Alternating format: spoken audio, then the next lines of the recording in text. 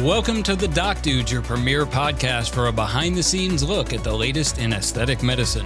Hosted by the cosmetic surgeons at Graper Harper Cosmetic Surgery in Charlotte, North Carolina, The Doc Dudes brings you interviews with insightful guests, expert tips from experienced medical professionals, and lots of laughs along the way. And now, here's Dr. Garrett Harper and Dr. Robert Graper, also known as The Doc Dudes. All right, welcome to another episode from the Doc Dudes. This is Dr. Garrett Harper here with Dr. Bob Graper, and we are excited tonight because we're going to talk all things skincare, specifically the difference between over-the-counter preparations and medical grade. We get a ton of patients that ask all about skincare because it's the largest organ in the body, and I think Dr. Graper, like myself, tells every patient that the most important thing they can get out of any talk we ever give is to take really good care of their skin. Sunscreen and all sorts of stuff. So we'll kind of get into the nitty-gritty, and thankfully, because we are certainly proficient in it, but not experts, we've got somebody with us today, Dr. Alisar Zahr, PhD, and I'm going to embarrass her. She's in Dallas, Texas right now. Big D, little A-double-L-A-S. But Dr. Zahr, say hello to everybody. Hello, everyone. So happy to be here. I want to know how somebody gets to be the Senior Director of Research at Revision Skincare. Oh, we're going to get to that. Are we? Oh, we're going to get to that. Promise. But right now, I'm actually going to read her bio because this is impressive. So I want people to know that they are actually dealing with an expert and not just a bunch of two vagabonds here. So Dr. Alisar Zahr is the Senior Director of Research and Clinical Development at Revision Skincare, one of my wife and mine's favorite skincare lines, which is great. She's responsible for product innovations, formulation, and conducting clinical studies for new product launches as well as marketed products. She is responsible for a team of clinical scientists focused on disruptive innovation and measurable clinical results. Dr. Zahr collaborates with marketing, international, domestic, and strategic sales to ensure the product innovations and benefits can be translated to physicians, their staff, and patients. She is considered a subject matter expert in formulation of sun care products as well as anti-aging, which every single person that's listening to this podcast will be interested in. Throughout her career in the personal cosmetics industry, she's formulated and successfully brought products to the market like Nuetragena. I remember that in college. Rock, Clean and Clear, Aveeno, and Elta MD, which is another great sunscreen line. Yeah, I love that. Right? Yeah, we use a lot of that. As evident from Dr. Zahr's prior work experience, she's passionate about cosmetics and focused on creating products for healthy, beautiful skin. Now, here's the fun part. She received her Bachelor of Science in Chemical Engineering. She is a self-proclaimed nerd, which is great, at Villanova University, and her PhD in Chemical Engineering. PhD is the highest level of education and degree you can obtain in the United States of America. Can you believe that? Way higher than a medical degree. PhD. Are you sure about that? I'm positive on that because I used to have an attending, Bob Martindale, who used to tell us that because he was the only general surgery attending that was a PhD. And so it's as close to rocket science as you can get. I mean, I got a really good joke about that, by the way. And so she did that at Pennsylvania State University, the alma mater of my sister's husband, and under the leadership of Dr. Michael Pishko. And then she's also a gaucho. And the reason I know that she's a gaucho from the University of California, Santa Barbara, is because that's where my niece goes to school. Oh, that's awesome. Yeah. So go Gauchos, right? And has been affiliated with Harvard Medical School Department of Ophthalmology under the mentorship of other doctors. She's published numerous papers. She's just really bright, obviously, and we're really excited to have you. So welcome, and thank you very much for spending some time with us and helping educate our audience on skincare. Thank you so much for having me. I'm super excited. Awesome. So you live in Dallas. Is that right? I do. I live in Dallas. Okay. That's correct. And so have you ever eaten at Mi Casino? Yes. Is it not the best margaritas you've ever had in your life? I would say it's pretty good. Yes. Right? I would agree. Oh, wow. Yes. Or Javier's. Those are two of my wife. Javier's is my favorite. Yeah. That's the one I go to all the time. So my wife went to SMU. So we get to go to Dallas every once in a while and hang out with all our friends. And we always hit up Javier's. That's amazing. And what's the name of that Egyptian place that's pizza's amazing on Lovers? I don't know. Oh, I don't think I've ever been there. We just always go to like Highland Park Village and Javier's we have to go to. And then the cigar lounge afterwards. It's pretty cool. All right. So let's start off with kind of easy, kind of straight down the middle. Campese's. Is that the name of it? Really good. Tell us why someone should choose, or what the difference between over-the-counter and medical-grade skincare is. Because we have some places, some med spas that really kind of trash talk medical-grade skincare. And so I'd love for you to be able to educate our patients and let them know just the difference in why medical-grade skincare is so important for patients. And then we'll kind of go over a typical regimen for patients, if you don't mind. Perfect. Well, over the counter is defined and regulated by the FDA. So anything that says over the counter medicine is a non-prescription medicine that is ordained by the FDA that should be safe, effective when consumers or patients, they're following the directions on the label of the package. And so OTCs have a place, and you can see them with, for example, you can have a toothpaste with fluoride, cough medicine, weight loss medicine, interestingly enough, acne medicine, and sunscreens. Those would all kind of fall in under FDA regulated non-prescription medicine. Now, medical grade skincare, actually, there is no regulation around it. And the definition will change from one company or brand to another. But what we have focused on in Revision Skincare for medical grade is that our products are formulated with maximum efficacy, and they have rigorous, independent, non-biased clinical testing that show and prove to the patient and to the physicians and their staff there's these transformative benefits that support long-term skin health. So medical grade really doesn't have a pure definition and is not regulated by the FDA. So that's the difference. Okay. Yep. And so from a fundamental standpoint, would you say that there is a difference in how strategic and how scientific one medical grade skincare company is from another? Like, how does Revision try to differentiate itself from some of its competitors as far as getting to the market with concrete data and good science that backs your formulas? That's great. Yeah. So Revision, we have a formulation philosophy that it's like our pillars, our guardrails that we always try to abide by. And when we formulate, it really is for a broad patient population, and our innovations take about 4 to 5 years to come to market, since we spend so much time in the lab than running clinical studies. And a lot of our clinicals are performed with physicians, our key opinion leaders, and in the space. And so what I think differentiates us is that we're not a Me Too product. Our products themselves are very disruptive, and that they're really helping target an unmet need within your practice, for example, within the practices across the country and even internationally. And that really is what differentiates us. And additionally, I would say that we consistently publish in peer-reviewed journals, and we believe that's very important, especially because it's medical grade. And these products are for medicine and for the physicians and their patients. So we want to ensure that there is an acceptance by the medical community. That's great. Yeah.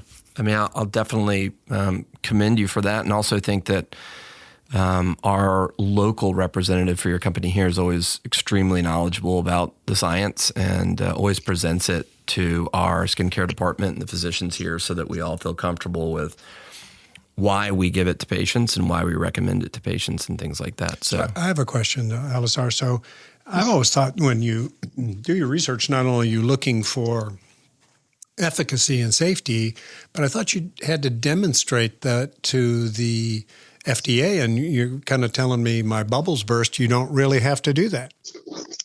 Not for medical grade skincare. No, it actually is only really OTCs.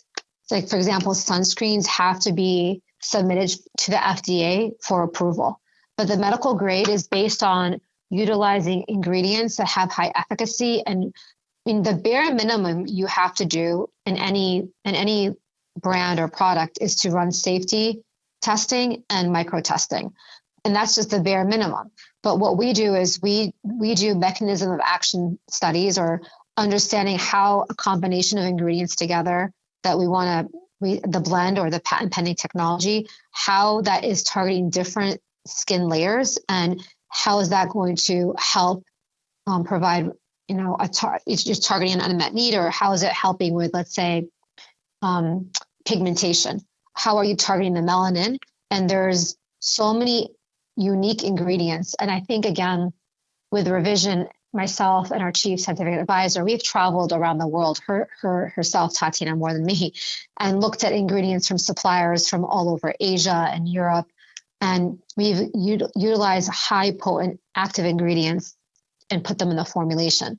Now, in other countries, for example, Korea and Japan, there is a bucket called quasi-drug status that is, I would say, very similar to what a medical grade is, but we don't have that in the United States. Either you're a cosmetic or you're an OTC.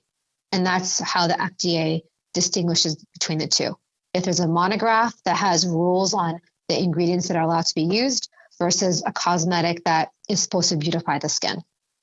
I'm sorry I burst your bubble on that, but that's the truth. I burst his bubble all the time. You don't have to apologize. And I'm used to it. Yeah, he's totally used to it. I almost enjoy it. Yeah. So if you change your percentages of Retin-A or hydroquinone, you don't have to prove they're safe all over again. That would be true with an OTC product, but not with a medical grade product.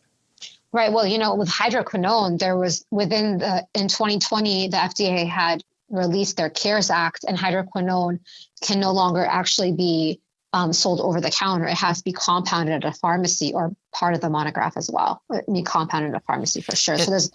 And I guess I would imagine that part of that regulation is that if something's sold over the counter, these patients can go grab it at Walgreens or Rite Aid. And so I could see how it would need to be more rigorously studied by the FDA than if it's in the hands of a physician, because what you would imagine is if you're getting medical grade skincare at a physician's office, that they know a lot more than the consumer, and That's would correct. only prescribe things that they felt comfortable prescribing, which is feel great. comfortable saying that the medical grade is stronger, more efficacious than what you could get OTC. Would that be true? I think that I would say for certain products, yes. Like, for example, our sunscreens that we have, our sunscreen moisturizers are the IntelliShade line. It's a sunscreen plus a moisturizer with anti-aging benefits. If I took that product, like IntelliShade True Physical, and I compared it to any sunscreen on the market, it's going to be so much more robust because it's clinically evident that it's helping with protecting and correcting skin damage from UVA, UVB, visible light, and IR. So I would say, yes, there's, depending on the classification, which products we're talking about, but with sunscreens, I would be very comfortable with that. Now, if you think about retinols and retinoic acid, we know that, as physicians, you can write a script for retinoic acid, but you actually cannot formulate retinoic acid in a formula. Like, FDA will not allow that because that's a drug. That's like a drug that, is required by the physician to write the prescription. But we can formulate with a retinol or retinol, and those formulations could be very strong, because we add in additional ingredients that can boost the efficacy. I don't think anybody's ever they've done studies with retinoic acid and retinol, but I don't think there's been a side-by-side comparison with other like OTCs versus medical grade. I don't believe there's been many studies like that, and I would have to look into that. I'm so happy that there are smarter people that are doing this than me. I mean, it's so, because there's so many different compounds, there's so many different ingredients, there's so many things. And I know, for a lot of dermatology, plastic surgery offices, med spas, I mean, I don't know the numbers, but a large percentage of med spas are not even owned by physicians, right? They're owned by somebody, and then they've got a medical sponsor, basically, that just kind of oversees things and signs off on things, and, may or may not be in the building ever. But certainly some of these things are ordered through their physician license and their number and things like that. So I just, I see a lot of those companies, those practices that then want to start their own skincare line, right? They say like, oh, let's start our own skincare line. And they're not starting their own skincare line. They're going to a warehouse or some company that makes a ton of just kind of standalone formulas. It's chassis. Yeah. It's a formula or a chassis. And all they do is they can add in, they'll have a base and they'll say, okay, you could add this and this, but sure. And put your logo on it. And put your logo on it. And then all of a sudden it's like, Graper Harper retinol is the best for some, and it makes, I don't know. I remember Dr. Graper and I looked at each other one time and we just said, man, there's so many brilliant people that are doing studies on this, that are formulating these things with huge clinical studies and getting the right preparations. Why wouldn't we just kind of let the experts do it and then, offer that to our patients? And it makes a heck of a lot more sense for us. And I think it works out for you all too, because Revision, recognizes you all as great partners. And I just want to mention that Dr. Harper, you've been recognized and handpicked from 12 different physicians. I mean, many physicians around the nation, but you're going to be featured in Revision Spotlight in April. So I want to say congratulations and thank you for your partnership with our company. That's very kind. Yeah, I thank you. I appreciate that. Must be because I use a lot of Revision products, right? I think that you need a lot of Revision products. I do. I do. That's certainly true. Certainly use them all the time. Yeah, and like I said, I personally use several Revision products. So, I mean, the brightening facial wash I use twice a day, and DEJ eye cream, I feel like it's a staple. Love that stuff. I feel like it's a staple. Yeah. And so. And the sunscreen. Yeah. Sunscreen's good too. And admittedly, I'm not talking about a competitor, but we use a lot of Elta MD sunscreen too. And I know you were with Elta at one point too. And so that's great. But, so because sunscreen's such a big deal, right? Take 30 seconds and just kind of tell us why you feel Elta MD or Revision's sunscreen, one of these sunscreen, is a better option than going to Walgreens and grabbing some copper tone. I mean, I'll admit any sunscreen is better than none. But, agree. But why would you? Obviously, you guys formulate this and make this product, so you think it's superior. Otherwise, you wouldn't bother with it. It's more expensive than copper tone or some of the other ones. So why should patients choose? Because sunscreen's a fundamental. I mean, I think if I had to tell somebody one thing, it's like my kids. We always talk about Naked and Afraid, right? That show where you can bring one thing with you. And my kids are all like, I think I'd bring matches, or my son's like, I may bring a knife or some machete or something like that. I saw the worst episode where this poor lark got out there. He was all bodybuilder, studded up and all this kind of stuff. And he got out there and the sun baked him so bad that he had to tap out after the first day because he was sunburned. I was like, I don't know. It's painful. Yeah, I'm pretty bad. Sure. I'm so white, I'm green sometimes. So I'm like, maybe I need to take some sunscreen with me to Naked and Afraid. But tell us why somebody should choose a medical grade, line for their sunscreen. Well, first, could I state that at the end of the day, the consumer or the patient is going to pay for the efficacy of the product and the end benefits that they're looking for. I mean, truly, and depending on it, and that, of course, and what is recommended by the physician. But, you mentioned copper tone. I'd say copper tone, Nuetragena, banana boat. These are your sunscreens that are for the beach, for outdoor activities, for full body they have water resistance, and they're just going to protect you from a sunburn. But if you're looking to up your ante and to have a product that's going to help with anti-aging benefits that has additional antioxidant protection on top of sunscreen and other factors, you'd go for Elta MD. And then with Revision, we're a little step higher than Elta because we formulate with anti-aging peptides. We have a great blend of pre and postbiotics that are helping with the microbiome, because there's a publication that has been shown that the microbiome on your skin can actually absorb UV rays and protect your skin furthermore from UV damage. So we really do consider the microbiome, and we have a whole plethora of additional ingredients that help with that. So at the end of the day, it's really are you looking for a product that's going to help you with correct, protect, and reverse some sort of aging? You're going to go for a medical grade sunscreen. But if you want something just full body, beach or outdoor activity, I would say, maybe a copper toner Neutrogena would be okay.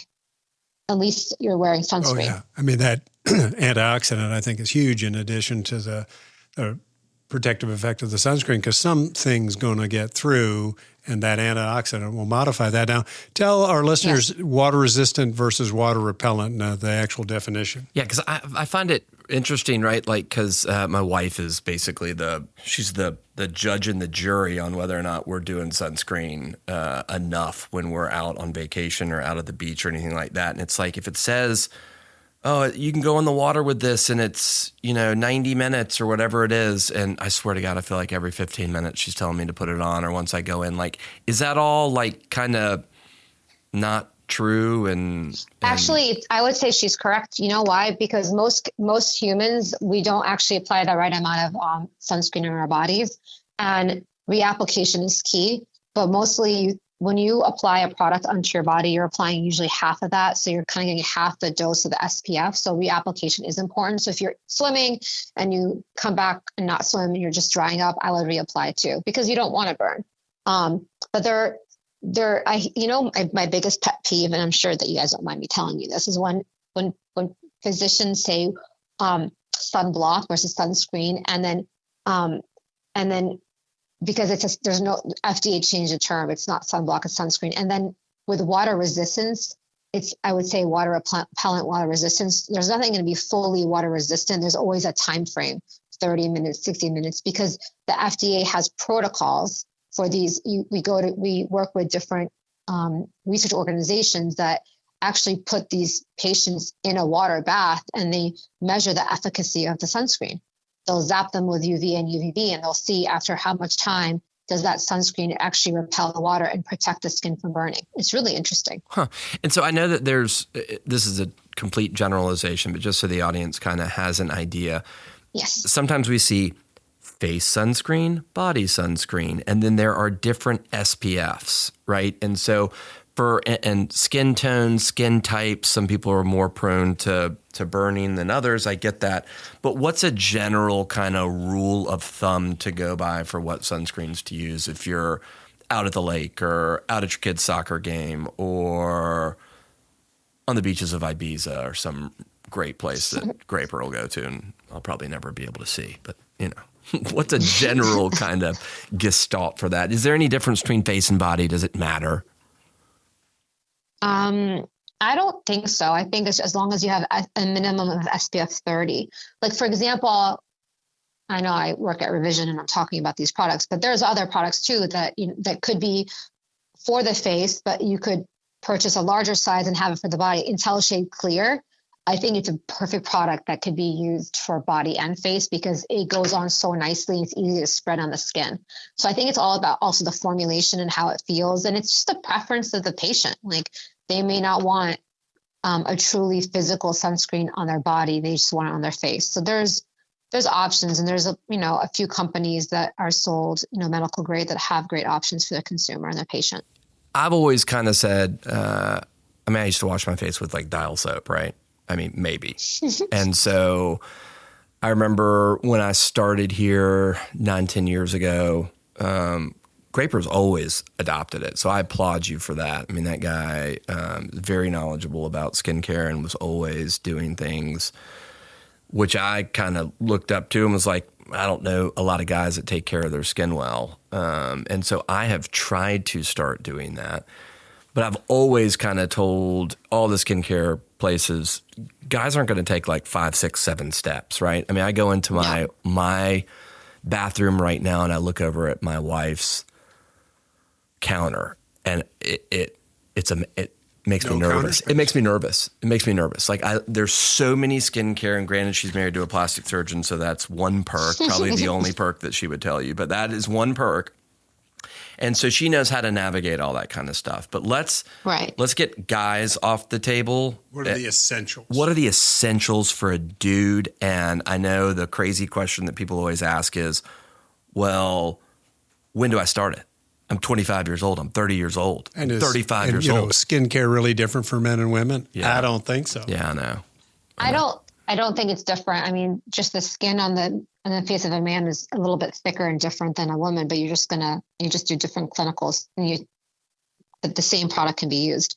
I could tell you that essentially what I've learned in being here at Revision and speaking to physicians like yourselves, that the bare minimum would be a vitamin C, a vitamin A, and a sunscreen, bare minimum. And so vitamin C is a great product, antioxidant protection. And then you can use a vitamin A, like a retinol, like in the evening. And then of course, sunscreen. So that could be something very simple. If a male consumer patient wants more details, a moisturizer in the winter. The beauty about Revision is that we can actually mix our products together. There's synergy with the formulation. We formulate so they can be combined together in one step. So you just pump the products together and you mix it on your face. And then the last step is sunscreen, and then you're out of the house. So we try to reduce the complexity, especially so for like men. the brightening facial wash I love. And I use that. Yes. I take 2 showers, one before I go to bed and one when I wake up in the morning. And I use it in both circumstances. Right. And then at nighttime before I go to bed, I'll use the DEJ eye cream, right?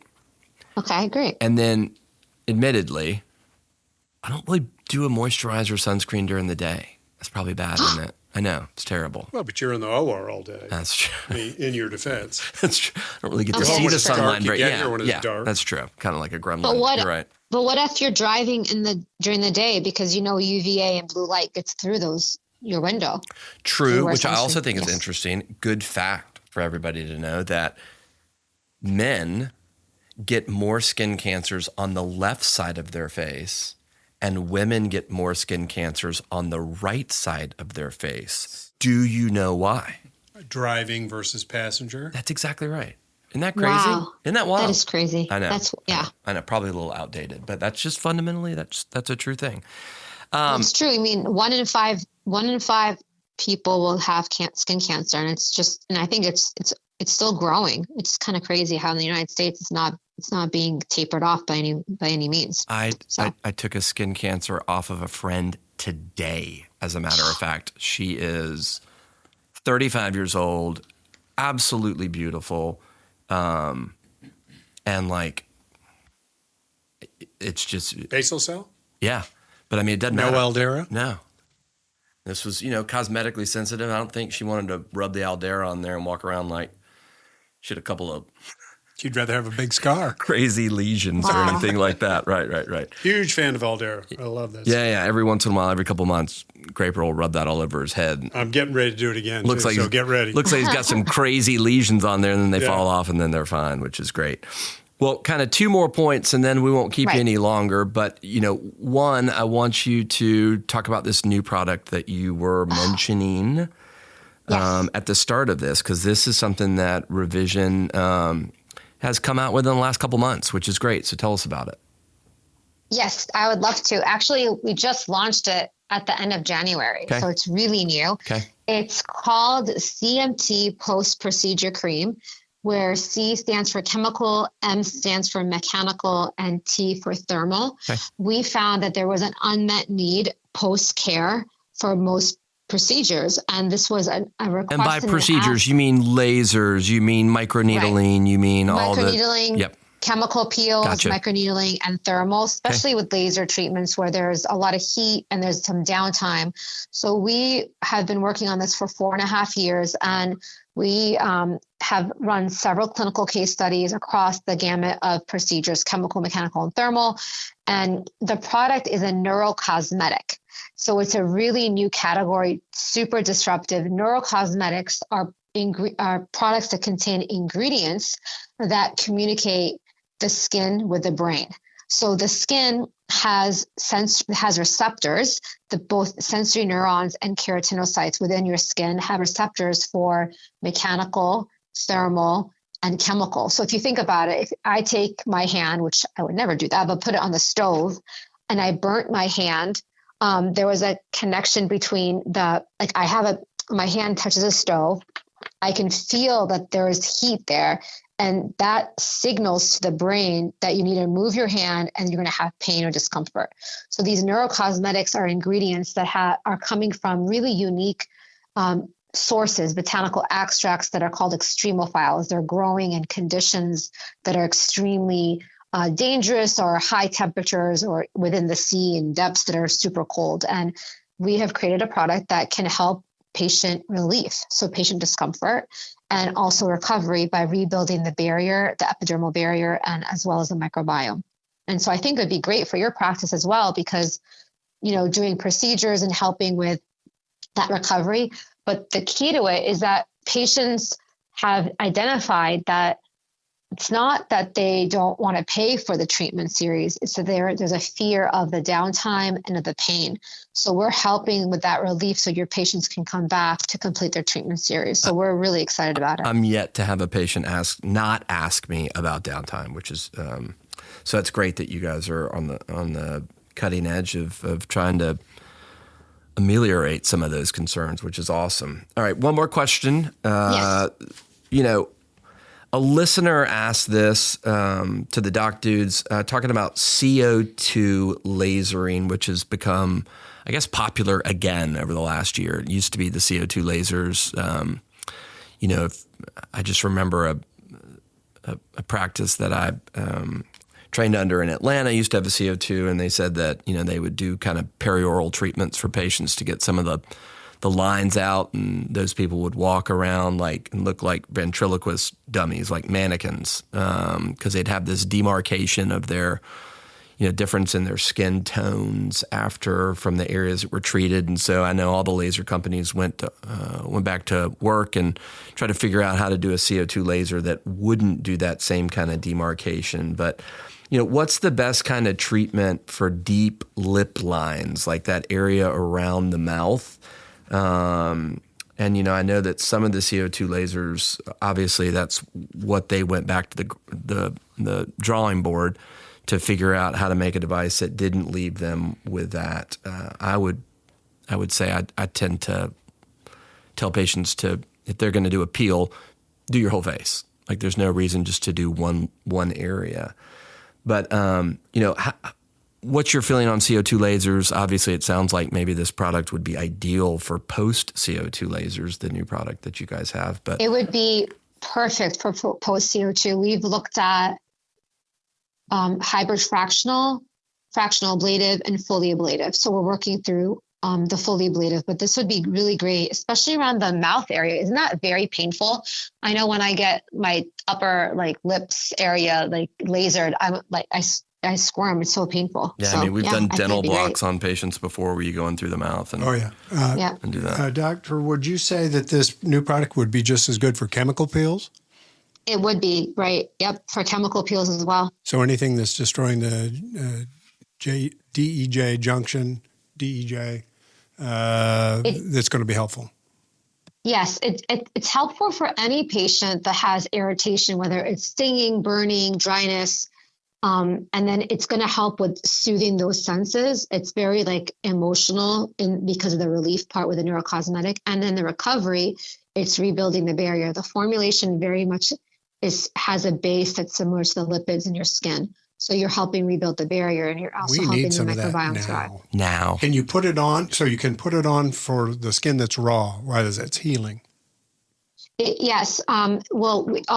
It could be raw, but you'd also want to add an extra occlusive in your protocols if you already have that as your standard of care, especially when you have fully ablative, because it's a semi-breathable formulation. So if we put that on first and then some, frequently you just use Aquaphor. Would that work? That's what we're looking at right now. I believe that would work, and I'd love it for you to try it and let us know. Yeah, we'd love to. No, and then after it's epithelialized, do you have a favorite product in your line that we should be using? Yes, the DJ Daily Boosting Serum, such a game changer which is focusing on boosting mitochondrial energy, because we know that the rate limiting step for everything in our lives is energy. And as we age, our mitochondria are not as efficient in creating energy. So this product is so good in helping with that, post-reepithelialization, helping the patients get in between the next series of treatments. It's great. Say that name one more time, because I have not been familiar with it. You're teaching me. The DEJ. No, I know Daily DEJ, but the product name. The new one. The Daily Boosting Serum. Daily Boosting Serum. After in our case, the peel is reepithelialized. That's what we should be using. Yes, usually after 3 days, then you can switch into the boosting serum, and that would be great to have. It's very thin.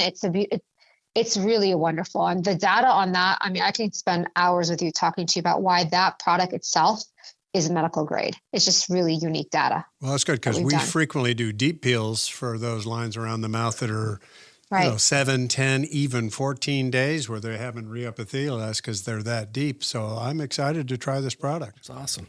Well, listen, we want to thank Dr. Alisar Zahr, who's in Dallas, Texas, and hopefully we'll go to Javier's tonight. Javier's is so good. I really appreciate you both Dr. Harper. And Dr. Oh, Graper, you were awesome. Thank you so much. Alisar. And, to the audience, if you have any questions or topics you want us to cover, visit our webpage, www.ghsurgery.com, and click on the Doc Dudes from the homepage. There's a link to click to submit your questions and ideas. You can also listen to all of the Doc Dudes episodes on our website, as well as Apple, Spotify, YouTube, or anywhere else you listen to your favorite podcasts. Follow us on Instagram and Facebook to find out when new episodes drop and other information about our practice. This is Garrett Harper and Bob Graper signing out, right? Thanks, man. That was fun. Yeah, man.